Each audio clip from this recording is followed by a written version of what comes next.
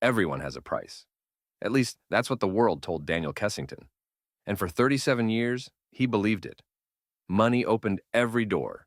Charm sealed every deal. Power silenced every objection. He was untouchable. Unstoppable. A man who could buy anything: art, influence, loyalty, even love.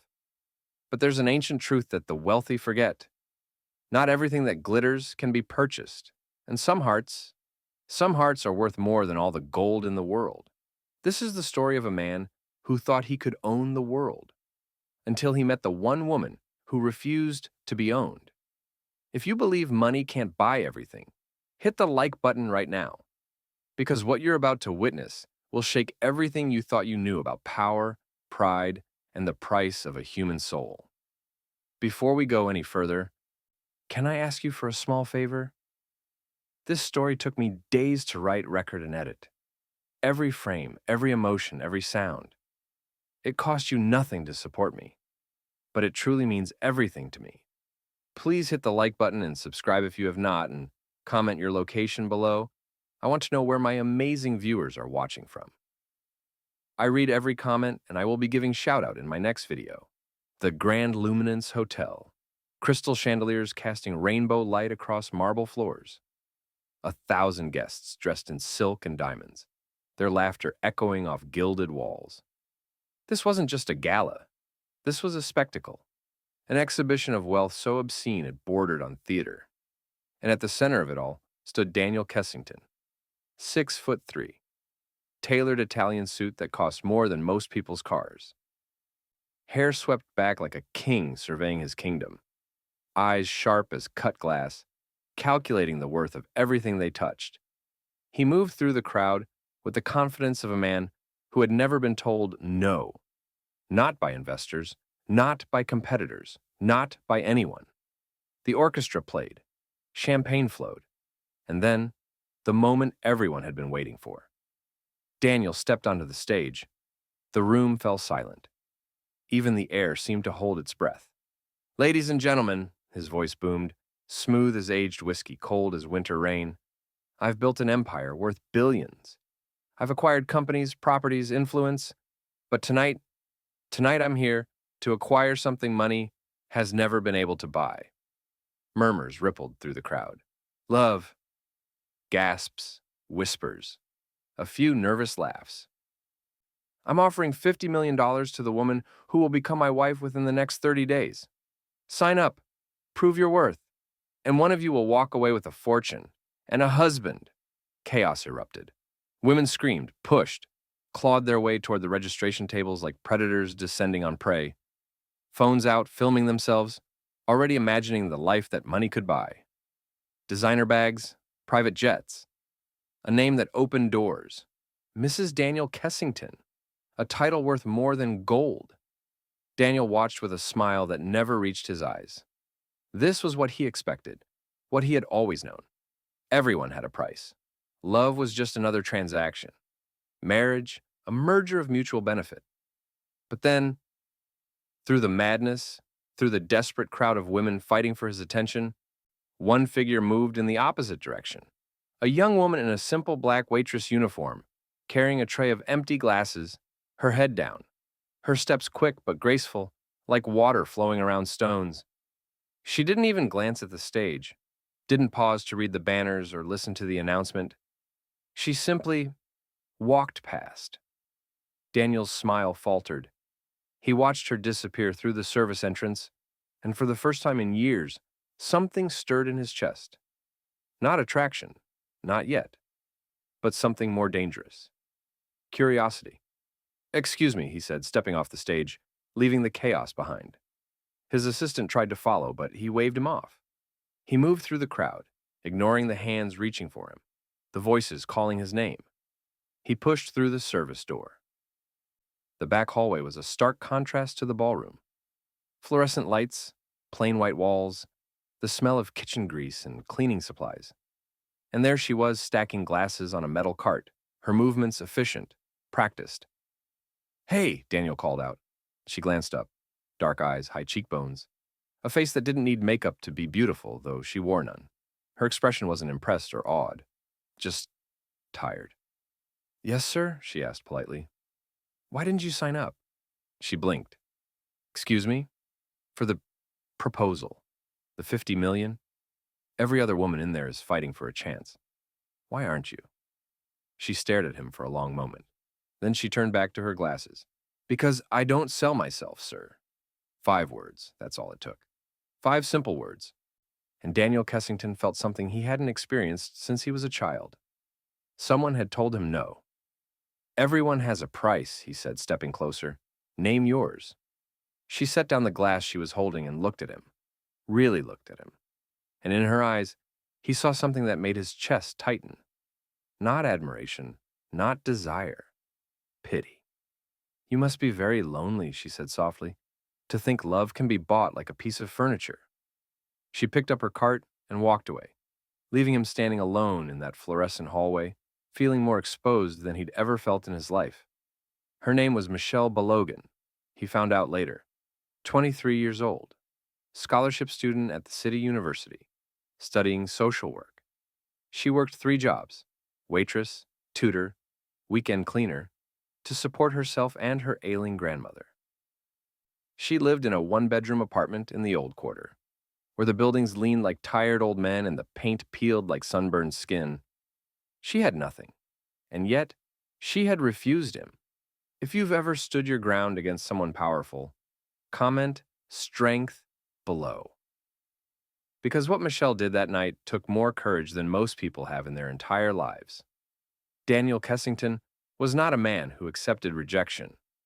Over the next week, he tried everything. He bought the catering company intending to fire her, then offer her a better job, one that came with strings attached. She quit before he could implement his plan.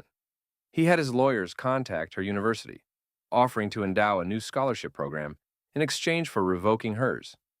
The dean refused, calling his offer ethically questionable. He even sent his real estate team to buy her apartment building.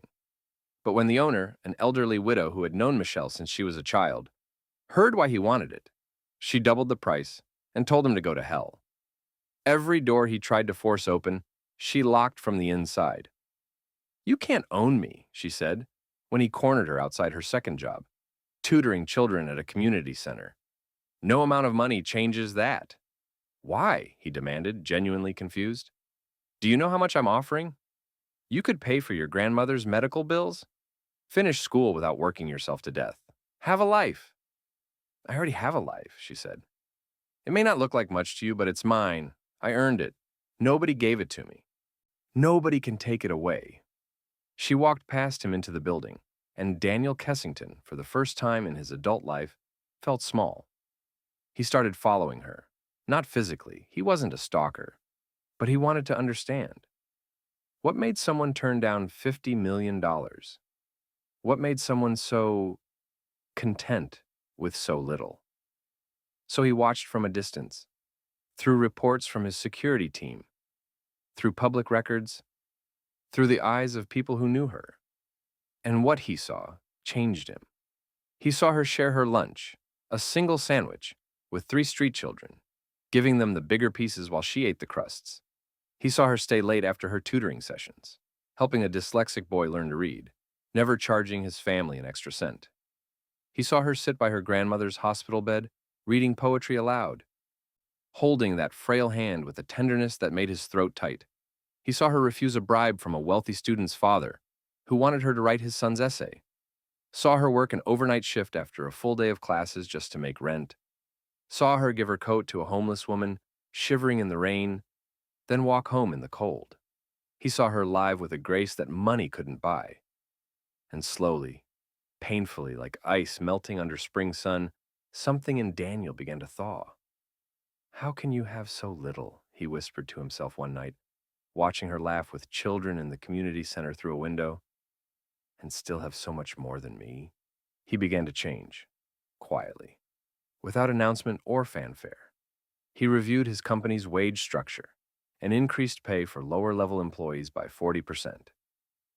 His board complained about profits. He overruled them. He started visiting shelters, not for photo opportunities, but to serve food, to listen to stories, to see the faces of people whose names never made headlines. He called his estranged sister for the first time in 8 years. She cried. So did he. He donated anonymously to causes he'd never noticed before: literacy programs, medical clinics, housing initiatives. But he told no one, especially not Michelle. He didn't want her to think he was trying to impress her, because somewhere along the way, his obsession had transformed into something terrifying: respect. But the world is never kind to those who change. His board of directors watched his transformation with growing alarm. The ruthless CEO, who had built an empire through hostile takeovers and aggressive expansion, was suddenly talking about ethical responsibility and sustainable growth. He was becoming soft, weak, a liability, and they blamed Michelle. "She's manipulating him," the CFO said in a closed-door meeting. "This waitress has somehow gotten into his head, and she's going to destroy everything we've built." They didn't understand that Daniel was changing because he wanted to, that Michelle hadn't manipulated him. She'd simply shown him a mirror, and the reflection had been unbearable. But rich men don't like to feel unbearable, so they found someone to blame. Within days, the rumors started. Photoshopped images of Michelle and Daniel in intimate settings that never existed. Doctored voice recordings making her sound like a gold digger plotting to trap him. Fake social media posts from anonymous sources claiming she'd bragged about her long-term con. The media devoured it. Scholarship students' secret plot to trap Billionaire. The $50 million con. From waitress to wealthy, how one woman played the long game. Her face was everywhere. Her privacy destroyed. Her reputation shredded. People she'd helped for years turned on her. Former students' parents whispered in parking lots. Her university launched an ethics investigation. Her jobs, one by one, she lost them all. Daniel tried to stop it. He held press conferences denying everything. He threatened lawsuits, but the damage was done. In the court of public opinion, she had already been convicted, and through it all, Michelle said nothing. She held her head high and endured, until her grandmother collapsed. The call came at 3 a.m. Stroke. Massive. The local hospital didn't have the equipment to treat it properly. She needed specialized care. She needed it fast. Daniel found out through his network. He'd been quietly monitoring Michelle's grandmother's condition, ensuring she received the best care the local hospital could provide. He didn't hesitate. He made the calls, had her transferred to the city's best private hospital within the hour. The finest neurologists, the most advanced technology, a private suite overlooking the river. He paid for everything. And then he went to see Michelle. She was sitting in the hospital corridor, still in her waitress uniform from the night shift she'd been working when she got the call. Her eyes were red, her hands shaking. She looked up when he approached, and the pain in her eyes nearly broke him. "Why?" she whispered. "Because I wanted to help." "Help?" She stood, her voice rising. "You've destroyed my life, and now you're trying to buy my gratitude?" "Michelle, I didn't—" "You didn't what? Didn't think offering $50 million to marry you would have consequences? Didn't think people would talk? Didn't think that putting me in your spotlight would make me a target? I tried to protect you by buying my grandmother's health." Tears streamed down her face. "Don't you understand? This is exactly what I was afraid of. You think money solves everything. You think you can buy your way into my life, into my heart, by writing a check. I just wanted to help." "I told you from the beginning," she said, her voice breaking. "I told you, I'm not for sale. Not my time, not my forgiveness, not my love. And neither is my grandmother's life. I'll find a way to pay for this myself. But I don't need you. I don't want you. And I will never, ever be bought by you." She walked away. By morning, Michelle and her grandmother had checked out of the private hospital, against medical advice, and disappeared. Daniel searched for days, weeks, but she was gone, and he was devastated. If you believe people deserve kindness, even when they're hurting, hit the like button, because what happened next will test everything you believe about redemption. The media storm intensified. The board, seeing an opportunity, leaked internal emails suggesting Daniel had become emotionally unstable. Shareholders panicked, stock prices dropped, and Daniel, for the first time, didn't care about any of it. He called an emergency press conference. "Ladies and gentlemen," he said, standing before a bank of cameras, looking more tired than anyone had ever seen him. "I'm here to announce that I'm canceling the marriage proposal. All of it. The 50 million, the competition, everything." Shocked silence. "I've spent my entire adult life believing that everything has a price. That money could buy happiness, respect, even love. I was wrong. Profoundly, shamefully wrong. And in my arrogance, I've hurt someone who never deserved it. Someone who tried to teach me something valuable, and I was too blind to see it." His voice cracked. "I don't believe in buying love anymore. Because real love, real human connection, can't be bought. It can only be earned. And I haven't earned anything. I've only taken." The questions came fast and furious. His PR team tried to end the conference, but Daniel stayed, answered everything honestly, admitted his mistakes, took full responsibility. His reputation collapsed overnight. Shareholders revolted. Emergency board meetings were called. Within a week, they had voted him out. Daniel Kessington, the billionaire CEO who had built an empire, was removed from his own company. His penthouse, his cars, his private jet, his reputation. Everything gone. He moved into a modest apartment in the same neighborhood where Michelle had lived. Got a job consulting for a small nonprofit that helped entrepreneurs in underserved communities. Took the bus, cooked his own meals, lived like he had never lived before. Poor, normal, free. And in the quiet moments when he wasn't trying to rebuild his life, he thought of her. One day, 6 months after everything had fallen apart, he was walking past a community school, the same one where she'd tutored, when he heard laughter. Children's voices, bright and clear. And then, rising above them, a voice he'd never forgotten. He walked to the window. Michelle was there, sitting cross-legged on the floor, surrounded by children, teaching them to read. She looked different, lighter somehow. The weight of his attention no longer crushing her. She was smiling, really smiling. He stood there for a long time, watching her do what she'd always done. Help, give, teach, love without asking for anything in return. When the session ended and the children filed out, he finally found the courage to knock on the door. She looked up, saw him, and for a moment, neither of them spoke. "Hi," he said. "Hi. How's your grandmother?" "She's recovering. Slowly. We're managing." Silence. "I've been looking for you," he said softly. "For months?" "I know. You know?" "You're not as subtle as you think," she said with a small smile. "I heard about what happened. Your company, your money, everything. Good riddance to all of it." She studied him, really studied him. And he let her see everything, the exhaustion, the regret, the man he'd become without the armor of wealth. "You didn't need to lose everything to find me, Daniel," she said quietly. "You just needed to find yourself." He nodded. "You're right. But maybe I needed to lose everything to understand what you've been trying to tell me all along. That the things that matter, kindness, integrity, love, they can't be bought. They can only be lived." Michelle stood, walked closer. "Why are you here?" "To apologize. Not to ask for forgiveness. Not to win you back. Just to say I'm sorry. For everything. You deserved better.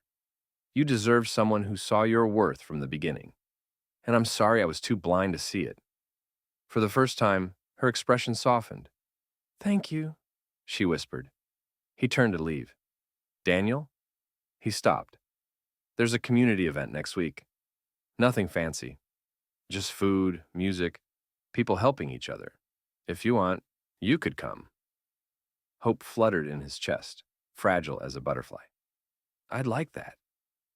Over the following months, Daniel rebuilt his life brick by brick. Not with money or power, but with presence. He volunteered at the community center, helped elderly neighbors with groceries, played soccer with kids in the park, learned what it meant to be part of a community, not above it. And slowly, carefully, he and Michelle built something neither of them had expected. Friendship. They talked, really talked, about their childhoods, their fears, their dreams, about the people they'd been and the people they wanted to become. He learned that she'd grown up poor, but loved, that her grandmother had taught her that wealth wasn't measured in money, but in the number of hearts you touched, that she'd chosen social work because she believed everyone deserved dignity, regardless of their circumstances.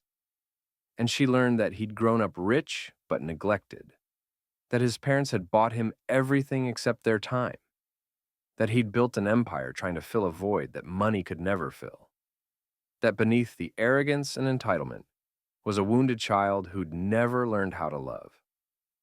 "We're all just trying to survive our childhoods," she told him one evening as they sat on a rooftop, watching the sunset paint the city gold. "Some of us with too little, some with too much. But we're all just trying to figure out how to be whole." He looked at her, really looked at her, and realized something terrifying. He loved her. Not because she was beautiful, though she was. Not because she was kind, though she was that too. But because she saw him, all of him, and chose to stay anyway. It took Daniel another month to gather his courage. When he finally did, he didn't hire an event planner or rent a lavish venue. He didn't make it a spectacle. Instead, he organized a small gathering at the community center. No cameras, no press. Just the people who mattered, the children Michelle taught, the neighbors they'd helped, his sister and her family, Michelle's grandmother in a wheelchair, but smiling, her eyes bright. When everyone was gathered, Daniel stood in the center of the room and began to speak. "A year ago, I thought I could buy love. I thought offering $50 million would prove my worth, would show the world that I was someone worth marrying. But all it proved was how little I understood about what actually matters." He looked at Michelle, who stood near her grandmother, confused. "I've spent this year learning something that everyone else seems to know instinctively. That love isn't a transaction, that people aren't commodities, that the most valuable things in life, connection, respect, trust, they can't be bought. They can only be earned." He knelt. The room went silent. "Michelle Belogan," he said, his voice shaking. "I'm not here to buy you. I'm not here to offer you money or power or any of the things I used to think mattered. I'm here to offer you something I've never given anyone before. My heart, unguarded, unchanged by wealth. Just me. The man you helped me become." Tears glistened in his eyes. "I don't want to buy you. I want to deserve you." Michelle's hand covered her mouth, tears streaming. "Daniel, you don't need to. Please," he whispered. "Let me finish." But before he could say another word, the doors burst open. Police officers flooded in, followed by 3 men in expensive suits. His former board of directors. "Daniel Kessington," the lead officer said, "you're under arrest for embezzlement and securities fraud." Chaos erupted. Children crying, people shouting, Daniel's sister screaming that this was a mistake. But Daniel just stood there, staring at the handcuffs being placed on his wrists, feeling everything collapse again. "This is a setup," he said quietly. "You know it's a setup." The CFO smiled, a cold, cruel smile. "Shouldn't have gone soft on us, Daniel. The company's ours now. And you'll spend the next 20 years in prison thinking about what happens when you let emotions cloud business judgment." Daniel looked at Michelle, tried to apologize with his eyes, tried to tell her he was sorry for dragging her into this nightmare again. But Michelle wasn't looking at him with pity or fear. She was looking at him with fire. She grabbed his hand as the officers tried to lead him away. "I'm not running this time," she said fiercely. "We're going to fight this. Together." What happened next would become legend in their city. Michelle called in every favor she'd ever earned, every child she'd tutored, every family she'd helped, every neighbor she'd served. She organized them like a general commanding an army. The dyslexic boy she'd taught to read? His father was a forensic accountant. He volunteered to audit Daniel's company records. The homeless woman she'd given her coat to? She'd been a lawyer before addiction destroyed her life. Clean for 6 months now, she offered her expertise. The elderly widow who'd refused to sell her building? She rallied the neighborhood, organized protests outside the courthouse. made sure the media couldn't ignore what was happening. And Michelle? She worked 20-hour days, coordinating everything, refusing to sleep until they found the truth. Daniel watched from his holding cell, amazed. The woman he'd tried to buy was now fighting harder for him than anyone he'd ever paid to be loyal. It took 3 weeks. 3 weeks of digging through financial records, interviewing employees, tracking money trails. 3 weeks of Daniel's former board, growing nervous, making mistakes, trying to cover their tracks. And then the evidence emerged. They'd been embezzling for years. Millions siphoned into offshore accounts. The very crimes they'd accused Daniel of, they'd committed. They'd framed him to distract from their own theft, to seize control of the company for themselves. The truth exploded across every news outlet. Within 48 hours, the charges against Daniel were dropped. His former board members were arrested in a coordinated raid. The company, now leaderless and scandal-ridden, begged him to return. He refused. "I don't want the old life," he told them through his lawyer. "That life nearly destroyed me. I want a new one." When he was finally released, Michelle was waiting outside the courthouse. He walked to her, slowly, like a man approaching something sacred. "You saved me," he whispered. "No," she said, smiling through tears. "You saved yourself. I just reminded you that you were worth saving." He pulled her into his arms and held her like she was the only real thing in a world of illusions. "I love you," he said. "Not because you're perfect, not because you saved me, but because you saw me when I was nothing and decided I was worth your time. Because you taught me that being wealthy isn't about having everything. It's about needing nothing. Because you," she kissed him. Right there, in front of the courthouse, in front of the cameras, in front of everyone. And for the first time in his life, Daniel Kessington felt truly rich. 3 months later, he proposed again. No spectacle. No $50 million. No audience of thousands, just the two of them, sitting on the same rooftop where they'd watched the sunset months ago. And a ring, a simple silver band with a tiny stone, handmade by one of the children Michelle taught. "It's not worth anything," the boy had told him when he gave it to Daniel. "But I made it with love. Isn't that worth more?" Daniel had cried when he held it. Now he offered it to Michelle. "This is the first thing you've given me that didn't come with a price," she whispered, holding it up to the light. "Wrong," he said softly. "It came with the highest price of all. My pride, my ego, my old life. But what I got in return," he touched her face gently, "was priceless." She slipped the ring on her finger. "Yes," she said, 1,000 times yes. They were married in that same community center. No designer dress, no celebrity guests, no 5-tier cake or ice sculptures or champagne fountains. Just people they loved. Food they'd cooked together. Music played by neighborhood kids on borrowed instruments. Vows they'd written themselves, promising not to complete each other, because they were already whole, but to walk beside each other through whatever came next. Michelle's grandmother, stronger now, stood beside her. Daniel's sister, tears streaming, stood beside him. And when they kissed, the room erupted in cheers that had nothing to do with money or status or power. Just love. Pure. Simple. Priceless. Years later, people would ask Daniel what he missed about his old life. "Nothing," he'd say, sitting in the small house he and Michelle had bought in that same neighborhood. "I thought I had everything when I had billions, but I had nothing. Now I have enough. And enough, I've learned, is the greatest wealth of all." He'd look at his wife, reading to their daughter, a little girl with her mother's eyes and her father's determination to never take anything for granted, and he'd smile, because he finally understood what Michelle had tried to tell him from the beginning, that you can't buy what matters. You can only become worthy of it. In a world where everything seems to have a price tag, she taught him the value of a heart that can't be bought. She showed him that true wealth isn't measured in bank accounts or stock portfolios, but in the moments that take your breath away, in the hands you hold, in the lives you touch, in the love you give without expecting anything in return. If you were in Michelle's shoes, would you have forgiven him? Would you have fought for someone who had once tried to buy you? Would you have seen the man beneath the mistakes? Tell us in the comments below. And if you believe that true love can transform even the coldest heart, that redemption is possible, that people are worth more than their bank accounts, then subscribe. Subscribe for more stories that remind us what it means to be human. Because in the end, we're all just searching for the same thing. Someone who sees us, really sees us. Not our money, not our status, not our potential usefulness.